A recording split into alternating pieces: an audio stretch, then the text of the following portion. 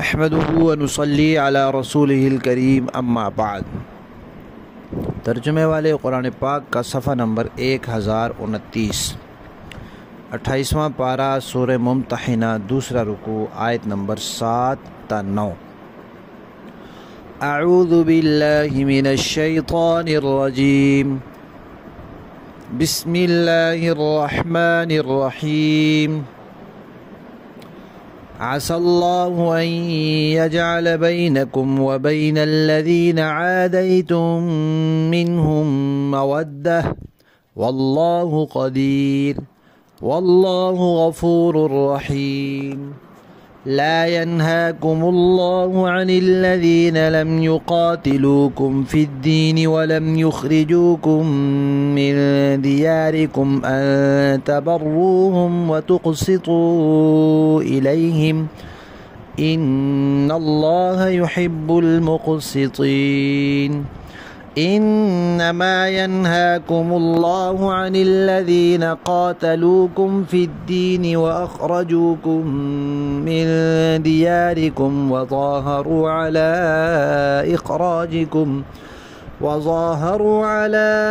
إخراجكم أن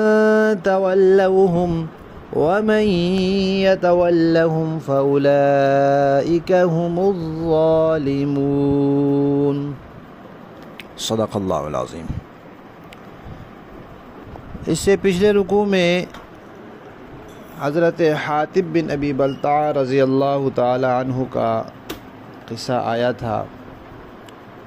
کہ انہوں نے اپنے بال بچوں کی حفاظت کی خاطر خط بھیجا تھا،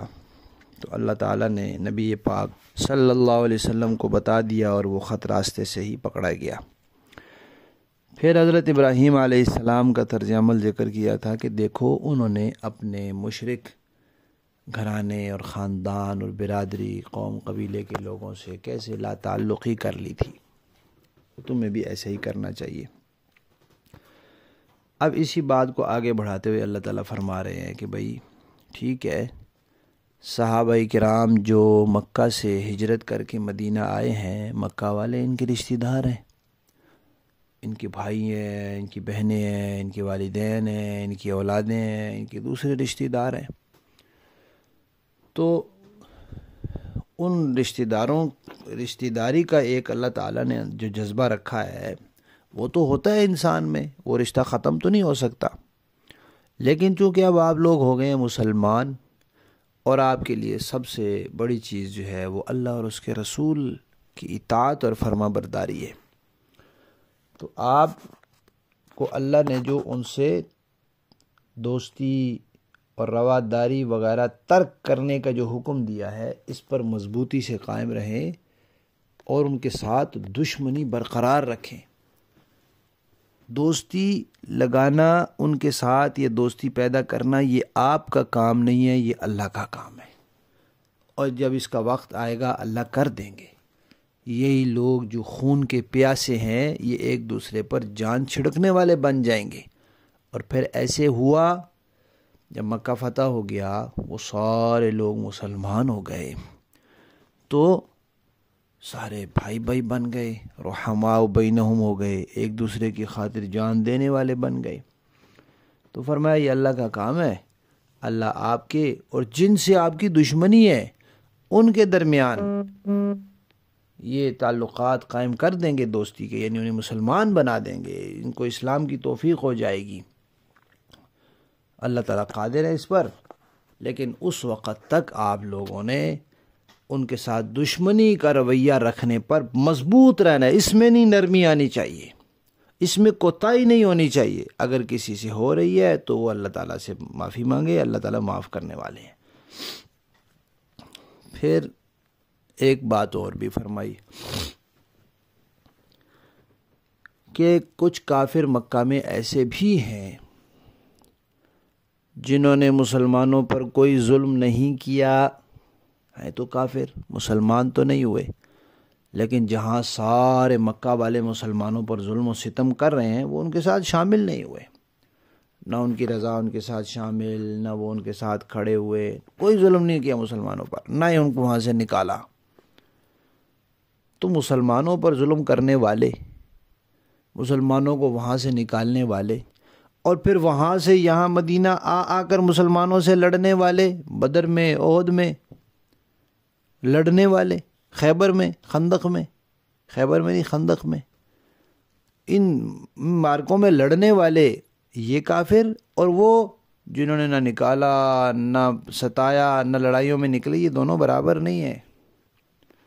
اس لیے اللہ تبارک و تعالیٰ کی طرف سے یہ حکم ہے کہ جو کافر ستانے والے نہیں ہیں، نکالنے والے نہیں ہیں، لڑائیوں میں آنے والے نہیں ہیں، ان کے ساتھ رواداری رکھو، ان کے ساتھ اچھا سلوک کرو، احسان کا برتاؤ کرو، تاکہ وہ آپ کے رویے سے متاثر ہوں اور مسلمان ہو جائیں۔ اور جنہوں نے لڑائی کی، جنہوں نے ستایا، وہاں سے نکالا، ان کے ساتھ کوئی رواداری نہیں ہے، ان کے ساتھ دشمنی ہے۔ لیکن تیسری بات یہ بھی بتا دی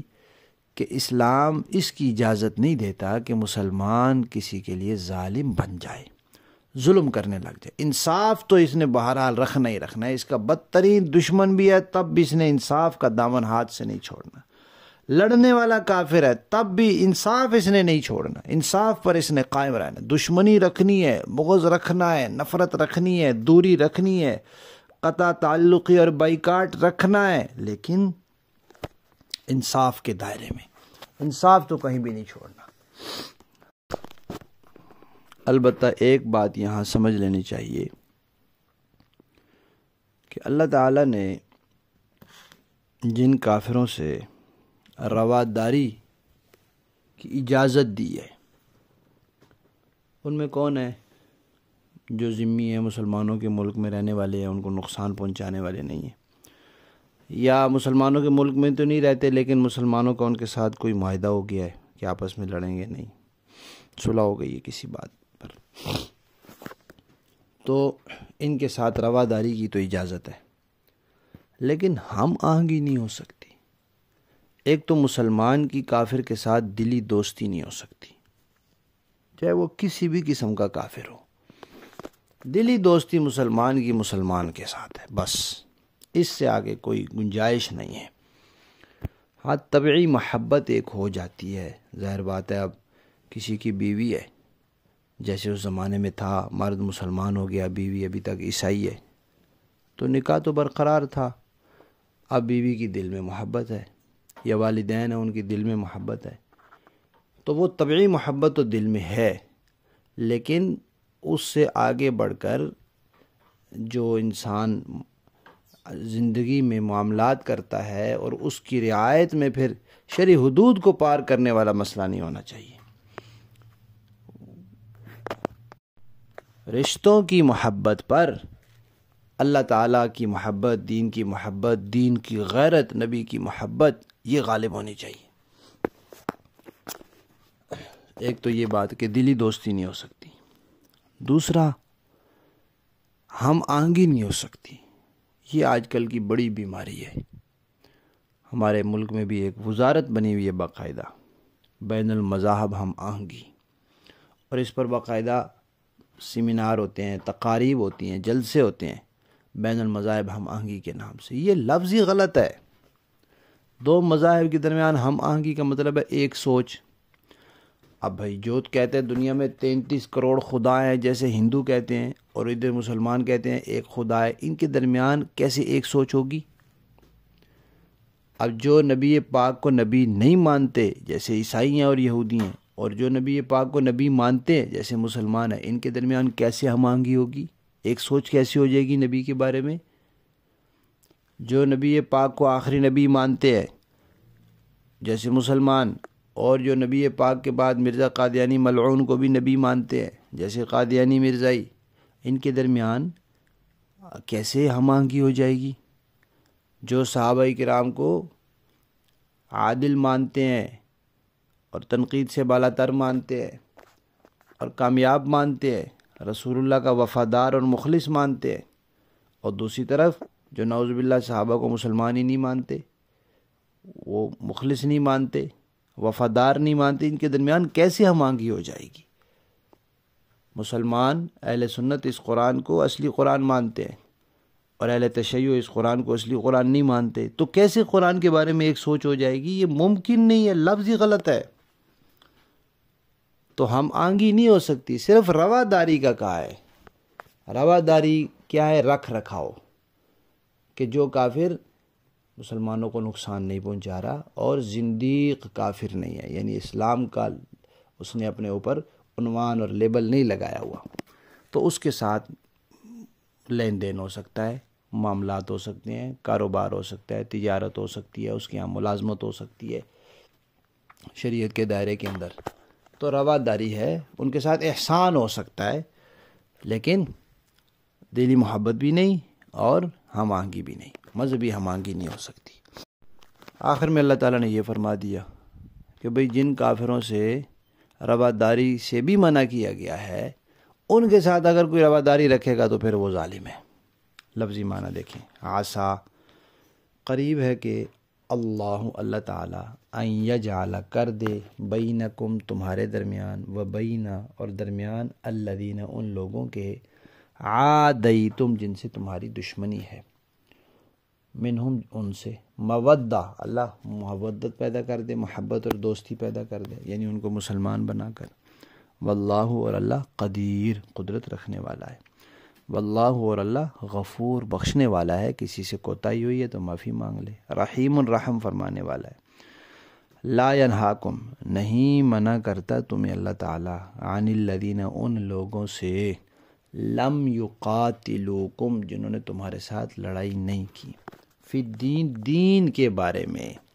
ویسے کسی کا آپس میں جھگڑا ہو گیا وہ الگ بات ہے، ولم یخرجوکم اور انہوں نے نہیں نکالا تمہیں من دیارکم تمہارے گھروں سے، تو اللہ تمہیں منع نہیں کرتا کہ ان تبروہم تم ان کے ساتھ حسن سلوک کرو، وتقسطوا الیہم اور انصاف کا برتاؤ کرو ان کے ساتھ، وہ ہر حال میں لازمی ہے۔ ان اللہ بے شک اللہ تعالیٰ یحب پسند فرماتے ہیں المقسطین انصاف کرنے والوں کو۔ انما سوائے اس کے نہیں، ینہاکم اللہ تو منع کرتے ہیں تمہیں عن الذین ان لوگوں سے قاتلوکم جنہوں نے لڑائی کی تمہارے ساتھ، فی الدین دین کے بارے میں، واخرجوکم اور نکالا تمہیں من دیارکم تمہارے گھروں سے، وظاہروا اور انہوں نے مدد کی علی اخراجکم تمہارے نکالنے پر، خود نکالا یا نکالنے والوں کی مدد کی، ان کے بارے میں اللہ منع کرتا ہے کہ ان تولوہم ان کے ساتھ تم دوستی کرو، ومن یتولہم اور جو ان سے دوستی رکھے گا، فاولئک تو یہی لوگ ہیں، ہم الظالمون جو ظلم کرنے والے ہیں۔ با محاورہ دیکھیں جی، عسى الله أن يجعل بينكم وبين الذين عاديتم منهم مودة والله قدير والله غفور رحيم۔ کچھ بعید نہیں کہ اللہ تمہارے اور جن لوگوں سے تمہاری دشمنی ہے ان کے درمیان دوستی پیدا کر دے، اور اللہ بڑی قدرت والا اور اللہ بہت بخشنے والا بہت مہربان ہے۔ لا ينهاكم الله عن الذين لم يقاتلوكم في الدين ولم يخرجوكم من دياركم أن تبروهم وتقسطوا إليهم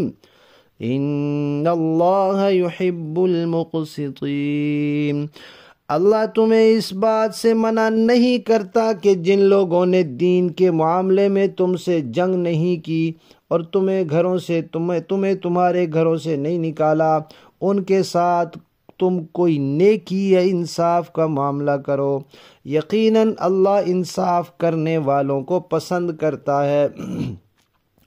انما ينهاكم الله عن الذين قاتلوكم في الدين واخرجوكم من دياركم وظاهروا على اخراجكم ان تولوهم ومن يتولهم فاولئك هم الظالمون۔ اللہ تو تمہیں اس بات سے منع کرتا ہے کہ جن لوگوں نے تمہارے ساتھ دین کے معاملے میں جنگ کی ہے اور تمہیں اپنے گھروں سے نکالا ہے اور تمہیں نکالنے میں ایک دوسرے کی مدد کی ہے، تم ان سے دوستی رکھو، اور جو لوگ ان سے دوستی رکھیں گے وہ ظالم لوگ ہیں۔ صدق اللہ العظیم۔